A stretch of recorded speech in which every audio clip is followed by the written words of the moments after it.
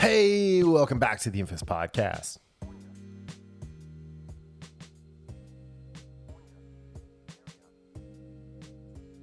Hello? What happened? Boop.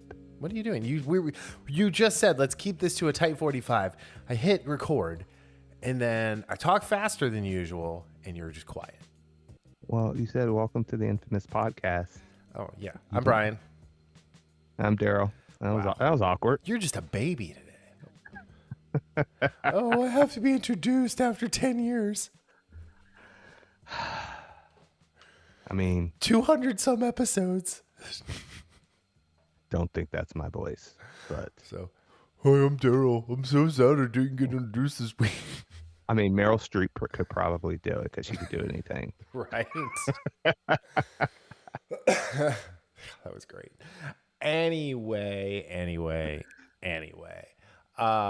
Welcome to the show. This is episode 512. 512. And this episode is called Ryland Grace. How do you say it? Ryland? Ryland. Ryland Yes. Grace. Ryland. Ryland. He's not a Ryland. He's definitely a Ryland. Ryland Grace is not a liability in the backfield or otherwise. No, he's not. Yeah. So obviously we're talking about Project Hail Mary. We're also talking about Invincible. And we're talking about Monarch. And I just realized I have those two things out of order in the index. Oh, yes, you do. Way to go, Darryl. Thanks for editing. God, you're worthless. Anyway. Worthless How are you? as tits on a ball. Yes, exactly. That. Anyway, what's going on? What? How you doing? I don't feel like I've talked to you at all this week. I mean, I know I've talked to you, but I haven't really talked to you much. You haven't. been busy. My Crimson Desert finally came in. Yes. Nice. Yes, I'm taking tomorrow off and playing it. Cool. Yeah. I was going to say, is that a gun? Oh, no. Anyway, yeah, we are recording a little later. I had something on Tuesday and then last night. So here we are on Thursday night. We're a couple days late, but that's okay. So next week we'll be back to normal and whatnot. But so in just news, Alan Richardson thinks he's really Jack Reacher, apparently, and doesn't stand for people putting their hands on him. Or jumping in front of him as he's trying to ride his motorcycle, Right. Literally jumping in front of him in the middle of the street. In front of his kids.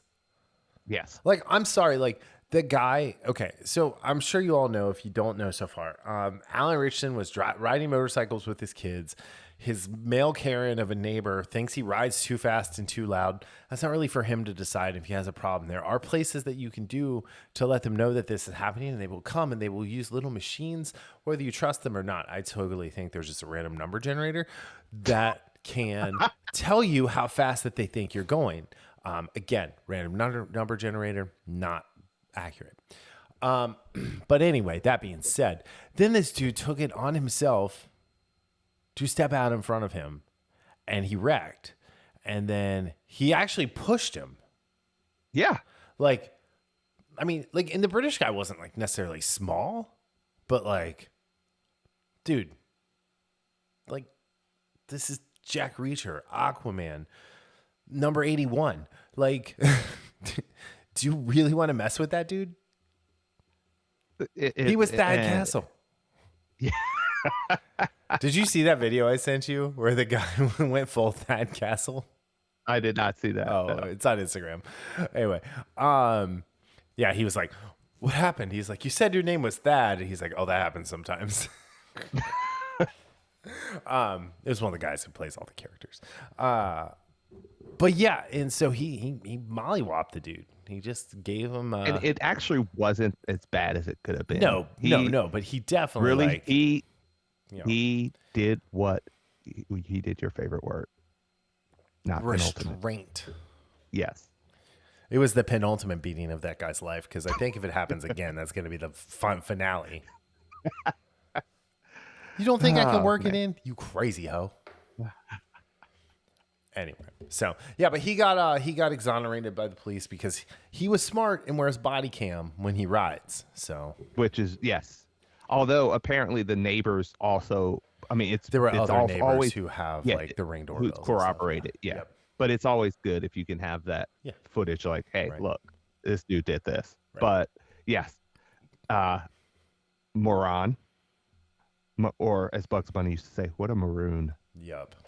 Anyway, all right. Well, on that note, on that little bit of fun, let's dive into something that's not quite so fun this week. Do we have to? Yeah, we do, because like we've got 4 more episodes of this crap. If it's going to be like this, yeah, it's crap. So I thought last week was bad. We're talking about Monarch. I didn't think it could get worse. Yes, it did. The only thing about this episode that I liked was the little heist that they tried to do, just because I like heists. Oh yeah, you're a fiend for heists. I love a good heist. Yeah. So The issue, one of the things I've liked with Monarch in general, even with, Cate and May being not great characters, especially Cate, is that it's not them, but a lot of times this feels like there's a different feel between a network show and a streaming show. yeah. For the most part.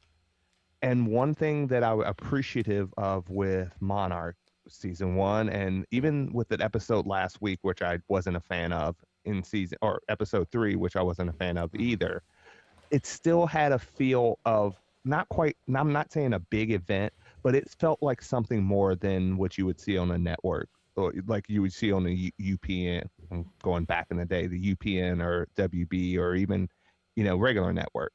This one felt like from its janky, composition of the story, the whatever you want to do with Cate's character, to just this outright messiness. This felt like an episode like when, in Arrow, when they had those big fights and you knew they only had one rehearsal and Right. they had to film it, Right. and you're like, oh man, they could have done better. Mhm. That's what this felt like. This was like, we have to get it. We have to, get it, cut it, print it, and that's it.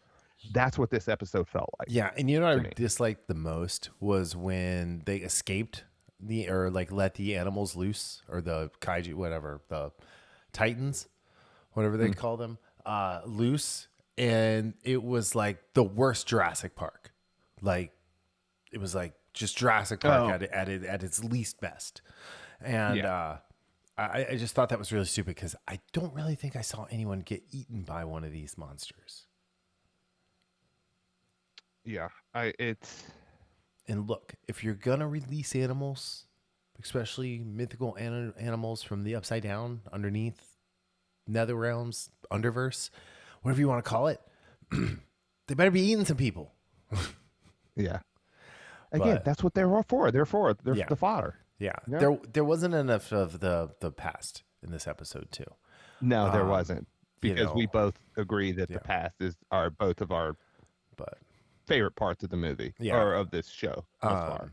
and then you had, Bill sending Hiroshi to stay with Keiko's mom and dad, or her family. I'm assuming it's her mom and dad. Yeah, because he said his grandparents. Anyway, but sending him off, and like why, and he's still trying to be like a good dude to his stepson, but at the same time he's just like heartbroken and he doesn't want to look at him. Yeah. So, But yeah, this is one of those that, I mean, it's not as bad as some things that we're going to talk about today. no. I mean, like, Not at all. Here's the thing: is like if this is like a 2-episode hiccup, like, because I like where the story's going. Yes. I like that Apex isn't as good as Apex thinks they are, and they weren't tracking a Titan; they were tracking a whale. Yeah. And then Tim was like, "Let's just turn our stuff back on because it actually works." Like, that was a good scene. Yeah. And also, and again, this goes back to the previous episode, we don't have to come out and say everything. No. And what I mean by that is, when he's in the episode before, when he tells May, he's like, I want you to be a spy for us. It's like, and I mean, it fits the character. It's probably why I'm not a fan of him as a character Yeah. anyway. But like, have a little more, deftness about it. I mean, as I might not like her character, but May is smart, Yeah. relative, is an intelligent character. Yeah. She could get it. She is. Kate, I don't know. Yeah. Kate's a school teacher who wants to go get drunk and have summers off. Yes. She doesn't want to be hunting down kaiju. Yeah. Anyway, all right, enough about that. Out Yes, of 5, Titan X keeps on rolling. Is the Undertaker around? Did he come out to Limp Bizkit? I do believe he did. Yes. 2.5 out of 5. Yeah. No, that was me. I'm 2.5 out of 5. You were overly gracious to this show. Yeah, I was actually that, overly that gracious. point 2 is yeah. Whoa. I'm going to keep it at that because I don't want to change it. But Yeah. yes, 2.7. It was not great. I view it as a hiccup. I really do. Yeah. I think the whole Apex thing is like, it's like the Titan show when they added Cadmus while they had Red Hood running around doing Red Hood things yes. and Deathstroke. It's just too much. And like Cadmus Right. honestly should have just been the underlying villain the entire time of Yeah. Titans, but neither here nor there. Yes. But yeah, there's too much going on now and not enough actual story happening. Yes. So, all right, let's move on to something we liked, but also didn't like. Invincible season 4 is here. Woohoo! Yes. Okay, so we're gonna break this review up into 2 parts. Episodes 1, 2, and 3. They're all going to be judged together, and then we're going to talk about episode 4. So we're going to get to episode 4 really quick because I got a lot to say. So episodes 1, 2, and 3, it's the start of the Viltrumite War prelude. They're like Alan and Nolan are off gathering all the creatures from his books. I was a little disappointed that we didn't get a little more like Space Racer trying to kill Nolan. Yes. But it was fine because we got more of the Ragnars than we did in the comics when they first went down there. And that seemed, even though I knew both of them were going to survive, I felt like there were some stakes there. I did too. Every time they're flying up so slowly because of the atmosphere, and it's like, dude, you're going to get away this. No, you're not getting away this. Oh, damn it. Right. So, yeah. So we have Universa show up finally. Although, I don't know. I mean, she was fine. I think like she's more interesting later on. Anyway, she's just a dyed-in-the-wool, like, I need your power. Like, it's like, I'm coming to your planet for your water. Cool. 70% of his water. Take what you need. You know. Anyway, so there was that. I felt like they speed ran to get the Sequid thing. Yeah. But it was fine too. I mean, that was like a whole issue of the comics. So I thought that was fine. And then, you have Conquest escaping and leaving Earth in this episode, which I, for some reason, thought happened at the very end of season 3. Because when he wakes up, I was like, wait, didn't this already happen? No, it didn't. And we got Dinosaurus, which again will become more important later on. But yeah. Oh yeah, that does become very important. Very important. Dinosaurus is a great character. One of the better villains. Not that there are bad. I don't think there's really many bad villains. Titan, and Invincible. Ashton Levy. Actually, Ashton Levy's really cool. Who am I kidding? Monarch twins. Elephant. Which one? You mean the older Mauler twin, right? The real one. Yeah, the real one. Yeah. Because he's older. Yeah. No, the real one, who's obviously the real one, because why would he make a younger clone of himself that he couldn't control? Yeah. Anyway. That's true. But I really did. I like this episode. I did like how it happened. The one thing that really pissed me off was they didn't let Rex kill the Sequid. Monster Girl had to do it. Oh, yeah. I thought that was just too, like, why is she stalking him in the shower? Yeah, that's a little weird. It was just weird. Yeah. That was really weird. Yeah. So episode 1 was directed by Sol Choi, written by Helen Lee. Really good episode. Great introduction back into the show. It was also called Making the World a Better Place. All right. Episode 2, it's called I'll Give You the Grand Tour. So Nolan and Alan are talking about like Nolan's harsh Viltrumite upbringing. And then this was not in the comics, but we got Nolan's initiation into the Empire. I really like that. It was amazing. It's so funny because what threw me off at first is you see the character and I'm like, wait a minute, that's Mark. I was like, what's going on here? Because I was like, me as an intellectual immediately knew it was Nolan. Yeah, well, I'm like, I'm fucking with you.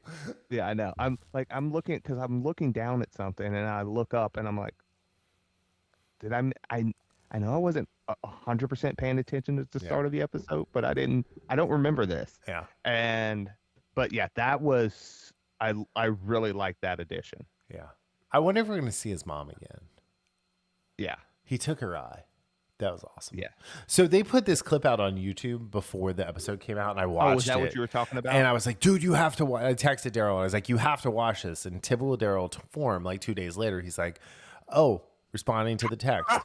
And I was like, never mind. It's the open of the second episode. 2 days later. Maybe 7. It really just depends. So I thought the whole thing with the scourge virus, this happened before Nolan was born. So they just kind of like delayed it a little bit. So Nolan was there. But he got it and he survived. This will come into play later. So I do kind of appreciate that because, like, you know, he has the blood of Agril. And then the Star Trek ripoff. That is download warp. Oh no, not warp. What is it? It's not warp. It's a wharf. What is it? God, what is it? I don't care. But that was like they were my favorite, like you know, Z level characters in the comic, and they did not let me down. No, they did not. The ship was even better too because it was just falling apart.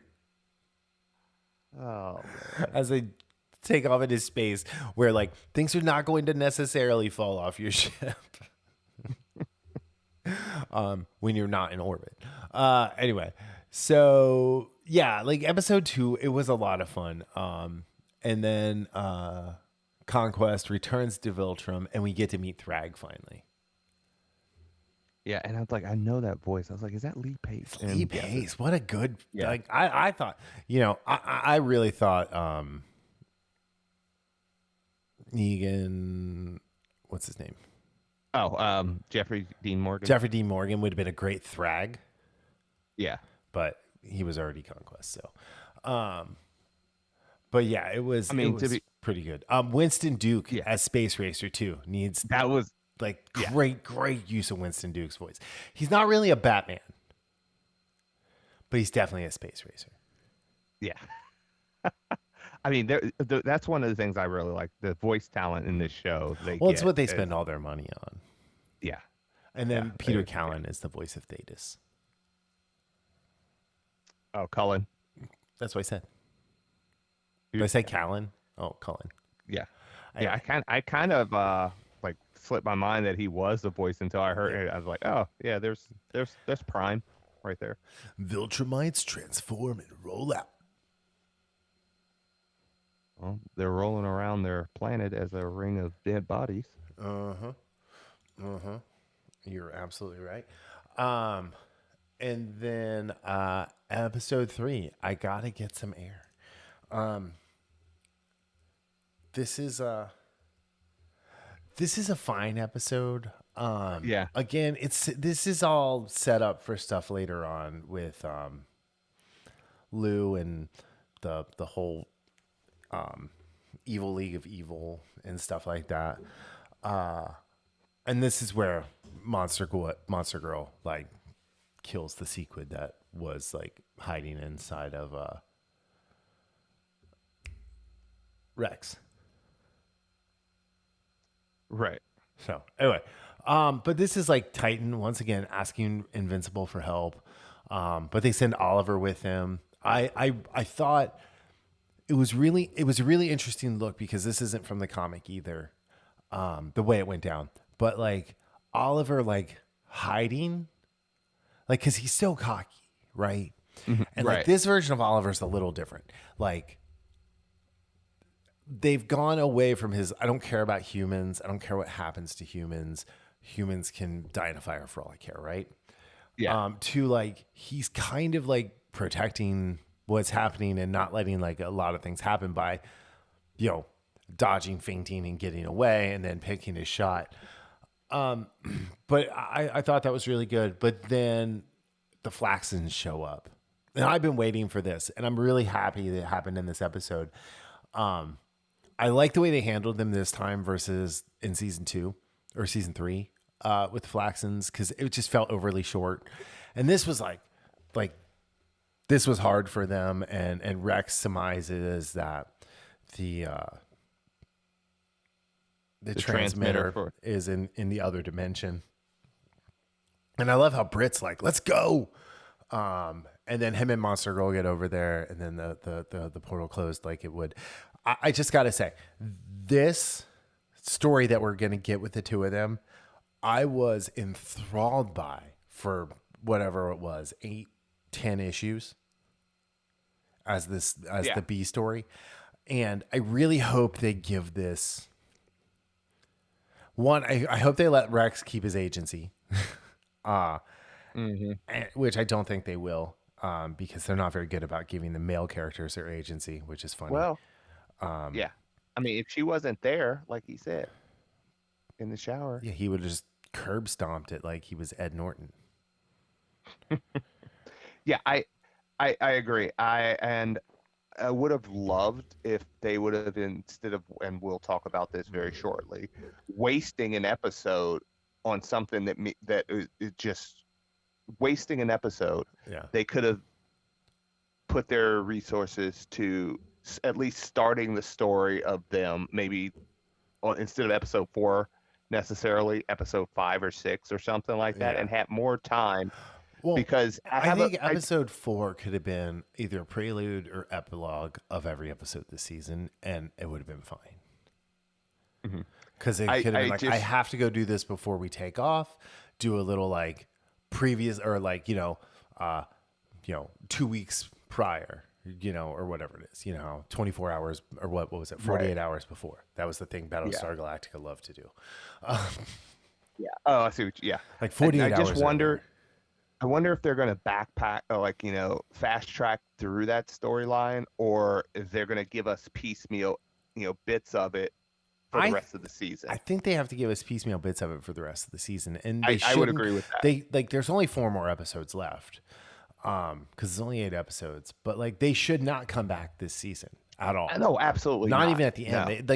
And honestly, if they didn't come back till to the middle of the next season, I'd be okay with that too. Yeah, you have to make sure, especially with the time factor, unless they're going to do a time jump in this world. Yeah. Like in the Invincible world, it wouldn't make sense for them to come back. Yeah. But this season. I mean, they definitely gotta take their time with the Viltrumite War, which I would actually love if they did all the other battles for the next 4 episodes, and then we got the real meaty battles, because they still got to introduce Tech Jacket and all that fun stuff, which I assume will be the next episode. I think it's next. Anyway. Yeah, I think I saw on the icon, which I'm excited for. The thumbnail or the episode. I think it was Tech Jacket. Anyway, yeah. All right. So for the first 3 episodes of the season, out of 10, if it's a whooping you're a wanting, what do you give it? 7.78. Very, very, especially, I really liked the first 2 episodes, and I liked episode 3 as well. Not as much, I don't think, but again, like you said, it's a really strong beginning of getting everybody, especially episode 1, in the way it brings you back into this world. Right. Episode 2, I love seeing what Nolan had to do to, you're an adult now, right, buddy. It's not birthday cakes. Right. it's kicks to the face and teeth.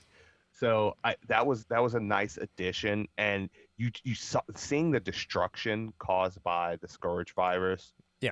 was also another thing that was just, you see like the ring of bodies in the comic, but seeing this planet, just people just dropping dead and them dumping them out like they did, it like when you put something like that in motion instead of just a picture, even though pictures can tell you a lot, Right. it's just so like, one of those like, damn, that's strong. So Dude, the when they were fighting and like his father held his hand up and then he just like chopped through it, that was cool as shit.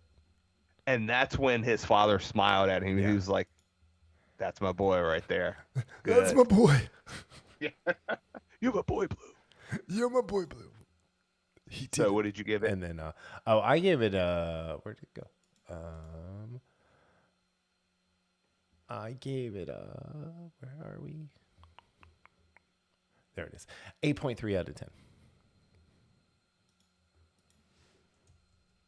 I really liked it. I mean, I liked it as a whole. I think this is like the stuff that they added that wasn't in the comics was good. The gripes I have are nitpicks. I don't really think that they are going to change really much about like the characters or the story, to be honest. But they are still worth pointing out. All right, let's move on to episode 4 before we talk about something really good. All right. So episode 4 is titled Herm. It's directed by Ian Abando. I don't know. And it's written by Robert Kirkman himself. Now, I'm going to say, it's at the very end of the summary, but this episode is notable for using material created specifically for the show rather than adapting directly from the comic. So we're going to start there. We get a little bit of interest in the beginning. We get Mark talking to Art, wanting to get his new suit so he can get back on track. Eve calls Mark to, try and stop some bad guys, but Damian Darkblood shows up and he's attempting to reclaim hell from Volcanica. Did we see Volcanica with Seismic yet? I am not certain. Okay, because that's the thing that happens like later in the comic. So like I thought like bringing her in like this early was weird. She was actually like kind of a cool. Her design was awesome. So anyway, so he because he uses Nolan's blood, he accidentally summons Mark, and that allows Kahor to escape with a host. So anyway, there's this whole big fight at the beginning of this with these demons that it's like, why is Damian Darkblood so fat? Why do these things keep just running at her and like letting them get yeeted and everything? I just like, it was very confusing from the beginning about exactly what was happening and why it was happening and why we were supposed to care. And then it just continued to fall off the rails from there. There is a conversation, almost like a 2+ minute conversation of two characters, Invincible and Damian Darkblood, jumping down a bottomless pit. Really? Yeah. And then the whole Satan thing. So what did you call guy. it? The what was he searching for again? Oh, Surtur's crown. Surtur's crown. It's a crown. It's crown. Crown. Crayon. It's a crayon. Crown. Crayon. Crayon. I don't know. Anyway, he was like, we're supposed to think he's a good guy. Actually, I'm gonna pull up our text because I thought I very succinctly you nailed it. Okay, so here's Darryl. I got to get through all this other crap that you sent me. You said, of course, Hollywood makes Satan the parenthetical pseudo good guy. Eye roll emoji. And I said, well, to them, he is a hero. And then I you mean, said, yep. And then you said they actually have a 3-minute conversation falling down a bottomless pit. Such period, a period, waste period. Oh, and they're just picking up Surtur's crown. Eye roll emoji, eye roll emoji, eye roll emoji. I mean, so if we're going to sum up this episode, it's out of 5. What the actual fuck was this? Darryl, pathetic, do you man. care to give your out of 5? Yes, 1 out of 5. I And think I you think gave that's it being way too high of a score. I think that's being far more generous than I should have given it. I gave it a Like, 0.01 out of 5. The lowest possible score you can give well because we don't deserved. give zeros and we don't do Yeah, negatives.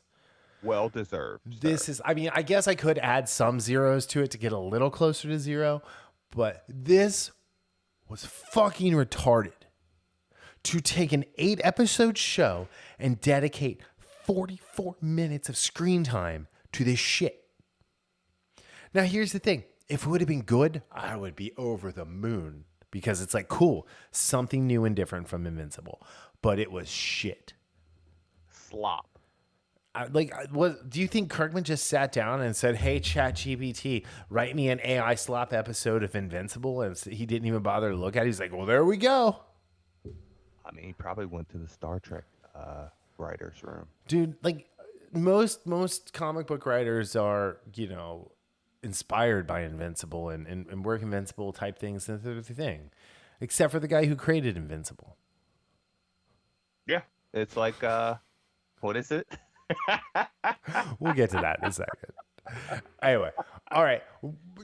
Here's the thing. You can skip episode 4. All you have to do is watch the first 2 minutes and the last 2 minutes and then the thing that happens after the post credit. I will say the one thing that was funny is they played the Invincible gag multiple times in the episode, and I love that. Yes. Which is why it got a 0.01. So Jess asked me when I railed about this show this morning, like getting ready for work. I was like, "This is so bad. It's so useless." Oh, like the 11 episode in season 2 of Stranger Things. I was like, exactly like that. An episode you will never rewatch again. That if you go rewatch the show, you skip over it. Because I know we did. The backdoor pilot to the 11s. Yes. It's my favorite episode of the whole show. I'm like, let's go. This is way more interesting than these jabronis. Absolutely not. Like when we rewatched it a few months ago. Absolutely, just you know what? When we get done here, I'm gonna watch that episode tonight. Yeah, you're not. Anyway, all right. Let's jump to our final event. Or as Mark Henry used to say on AEW Collision, now it's time for the main event. Yes, the best of the bunch. PHM or Project Hail Mary if you're nasty. I loved this book. Loved. Yes. Love this book. Not loved. I love this book. I think this book is fantastic. I actually really like Andy Weir as a writer. I like him even more now. We'll get to that in a minute. I think The Martian is fantastic. I liked Artemis. I liked this. I'm excited for his 4th book coming out. I'm really excited if he does Artemis too. That being said, they took out my favorite scene on Earth, and I'm okay with it. Because I understand after listening to the Critical Drinkers hour 40-ish interview with Andy Weir. Yeah. I was a huge fan of this book. The actual trade paperback copy is like staring at me right now from the bookshelf. And I never read The Martian.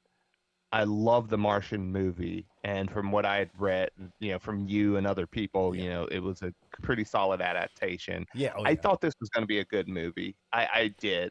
I just, again, this is almost that trauma from things that Hollywood does with a lot of their adaptations. Right.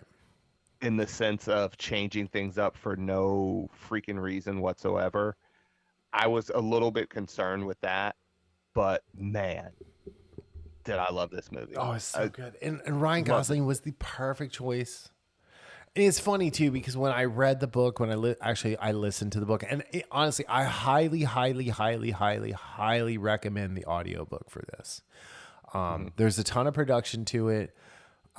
You get to hear Rocky's language. It's just really, really good. And the guy, Ray Porter, who read it, won a bunch of awards, but also like he added a ton of inflection and emotion and like just heart and soul into the book. And it's something that is never going to come across in your head because everything in this alien wise is so foreign. Yeah. Anyway. So I know while we're talking right now, I'm actually purchasing the book on Audible. Awesome. I will say I do think the movie struggled in a few spots. And it was the lack of the inner monologue. But Yes. so few movies do the inner monologue right. I mean, what was it? American Psycho, maybe. Fight Club. But outside of that, I really can't think of many others. And yes, there are moments where you can.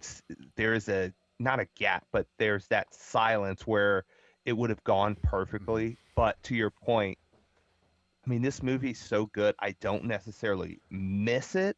It would have been a nice to have because I will say there are moments I think it would have really helped the scene. I think the only way it works if he doesn't do the journals, because like they didn't overdo the journals because in The Martian, it's video journal after video journal after video journal after video journal.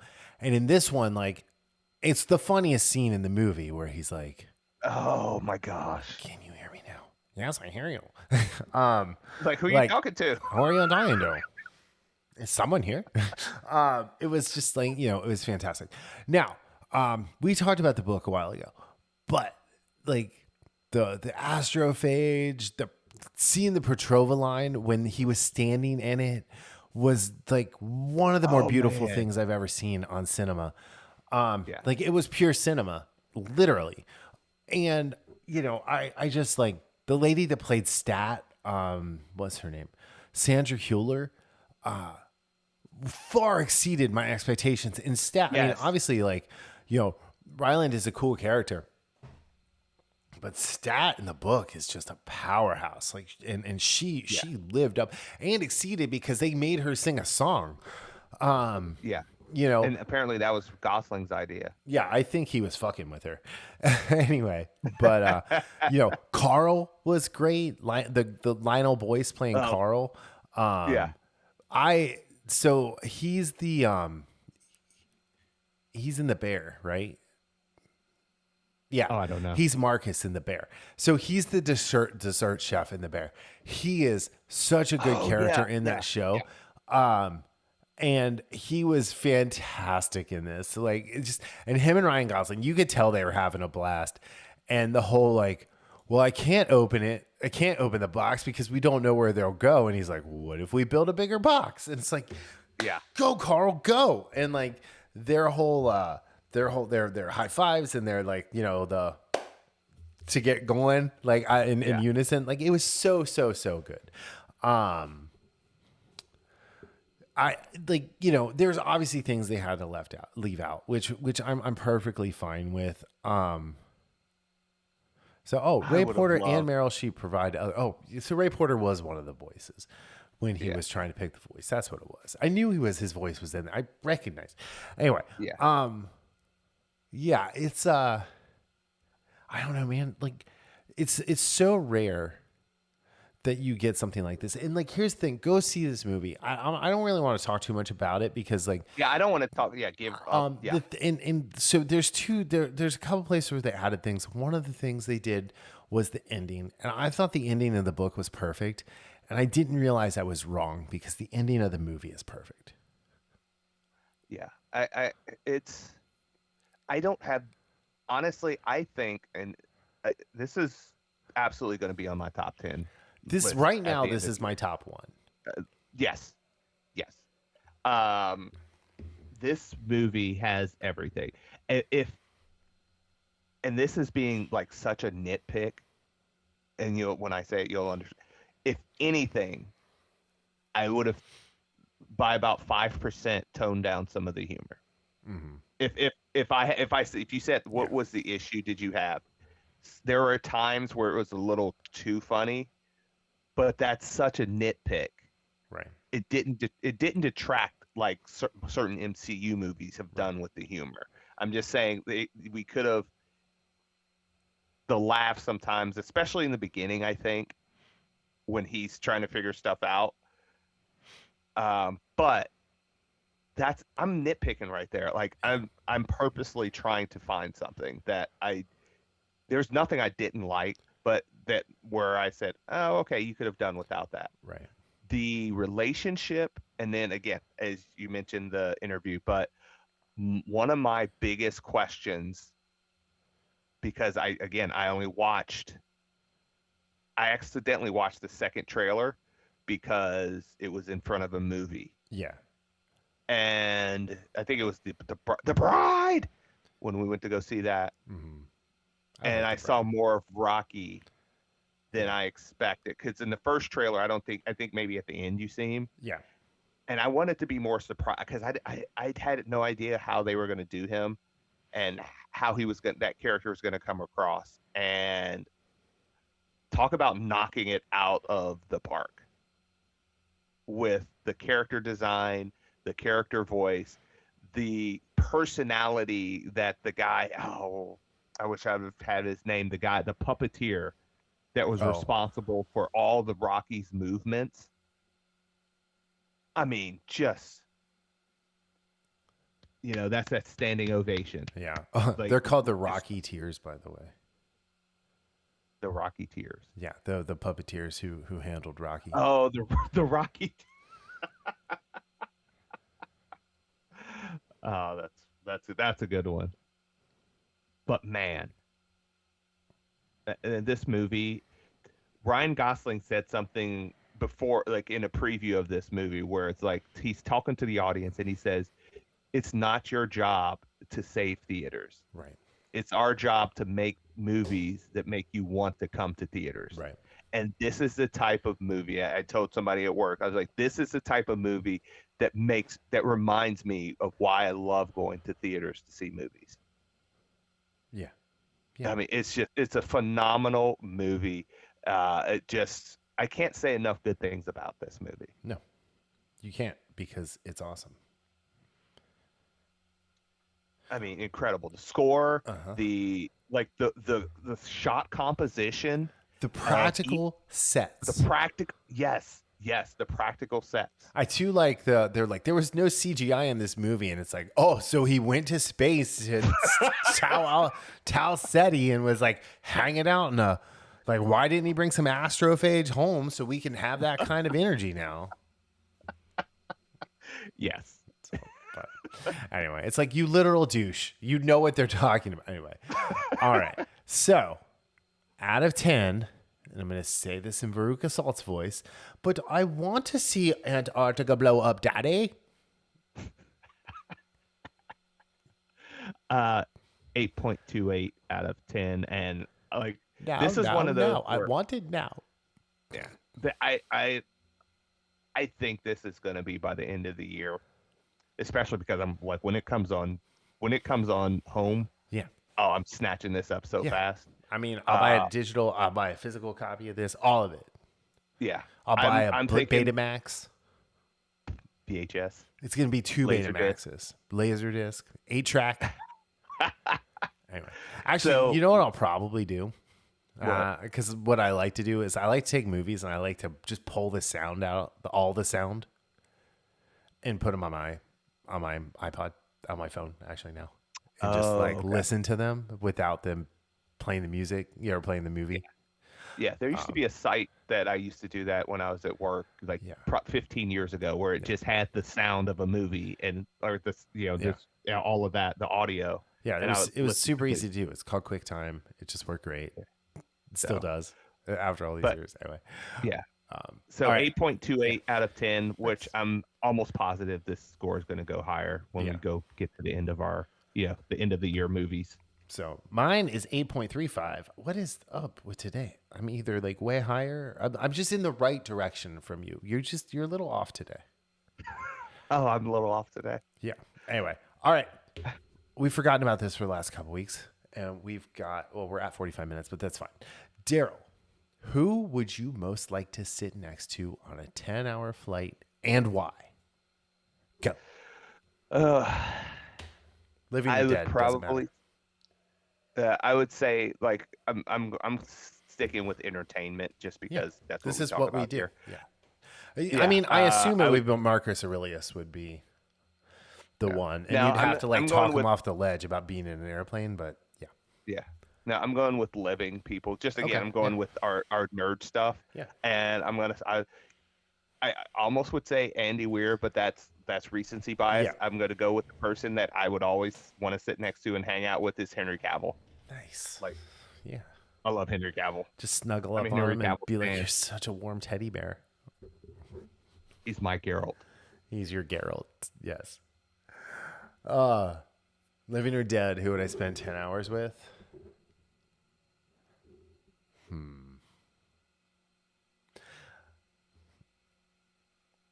I mean, Eli living, Manning. Like, no, maybe Jackson Dart.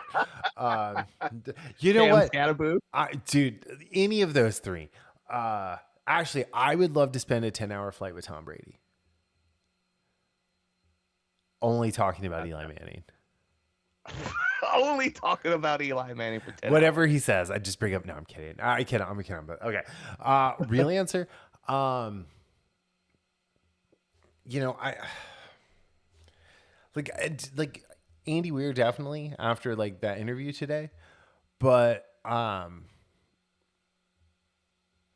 this is a hard one. Probably Timothy Oliphant. That's a good. Just because like I like the way he looks at acting. I like the way he looks at stuff. He like I don't know where he stands on anything, and I love that. But like I would just like to sit and like have like a 10-hour conversation about Justified. Yeah. And just reaffirm why it's my favorite show. Yeah. Like, yeah, I would just talk about The Witcher. Now that he's Cavill's going to be in Highlander, which is awesome. There can be only one. I love that.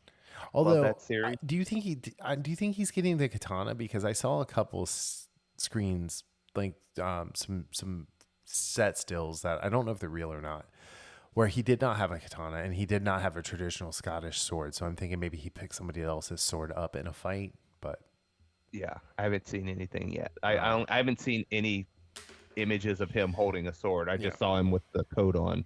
Yeah, on the street. Yeah. So, but yeah. Dude, they got to have the Queen soundtrack in there, though. It does not work without "Here We Are, Born to Be Kings." Did you ever watch the Adrian Paul Highlander show? Are you a retard? No, I can't remember if you did or not. Dude, I used to have the Adrian Paul katana letter opener that I got from Starlog, that I ordered from Wizard Magazine or whatever. Because Wizard Magazine, that's a freaking love. Like I just rewatched like the first 5 seasons like last year, at the beginning of last year. I've been off and on here and there watching it on Prime. So, dude, okay, funny story about Highlander, and then we'll go. I did not realize the guy who's the lead singer of The Who was Fitzcarron. Oh, Fitzcarron, yeah. I was like, neither. When I found out that Hugh Fitzcarron, God, what is his name? Roger Daltrey. No, not Daltrey. No, Roger Daltrey. Yeah. When I found out he was the lead singer of The Who, I was like, since when is Hugh Fitzcarron the lead singer? Yeah, I didn't know who was when that show we were in out. like high school when that came out. I was like, since when is Hugh Fitzcarron in The Who? And like, then it's like, oh, being from Cincinnati, like we have an entirely different relationship with The Who in this town. And anyway. All right, cool. On that note, thank you all for listening. I hope you enjoyed this speed run, and we will be back on Tuesday with Monarch and Invincible, and there's something else coming out. I don't know. Oh man, I just had Actually, what I do want to talk about next week. Oh, Daredevil. Thank you. But I do, don't let me forget about this. And I might just create show notes real quick when we're done and just throw this in there. I want to talk about who's going to blink first, Warner Brothers or Disney, on December 18th, 2026. All right. On that note, we will be back next week. Remember, be infamous. The Infamous Podcast is recorded in Kings Mills, Ohio, just north of Cincinnati. You can find new episodes every Sunday on Apple Podcast, YouTube, Spotify, Google Podcast, our website, or anywhere podcasts are downloaded. This show is hosted by Darryl Jasper and me, Brian Tudor. To find more information about the show, visit us at infamouspodcast.com and follow us on Facebook and Instagram at Infamous Podcast to keep up with the show. We also have a Patreon page, patreon.com/infamouspodcast. We have some great rewards for our patrons and are looking for help to grow the show to bring you more of the content you want to hear. Music for this podcast is provided by Michael Henry from meetmichaelhenry.com. So, whenever you're listening to us, have a great day, night, evening, weekend, whenever it is, and we'll see you next time. Thanks for listening.